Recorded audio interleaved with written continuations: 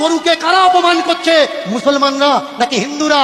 গরু যদি মা হয়, মানবিকতাই হচ্ছে বড় ধর্ম, এর উপরে কোনো ধর্ম নেই। সব ধর্মের সেরা ধর্ম সেটা হচ্ছে মানব ধর্ম। আর দীনকৃষ্ণ ঠাকুর কিন্তু সেই কথাগুলি বলেছেন। আসুন আমরা কথাগুলো শুনে নিই। বলুন গরুকে কারা অপমান করছে, মুসলমানরা নাকি হিন্দুরা? গরু যদি মা হয়, বলুন তো গরুর ছেলে মানে বাছুরটা কে হবে? ছোট ভাই হবে। মার পেটে যে হয় সে তো ভাই হয়। এবার বলুন গরুর বাছুর হলে, বাছুরটা যদি আমার ছোট ভাই হলো, 21 দিন পরে গিয়ে প্রথম দোয়াটা কতদিন দেন? কতদিন পরে দেন?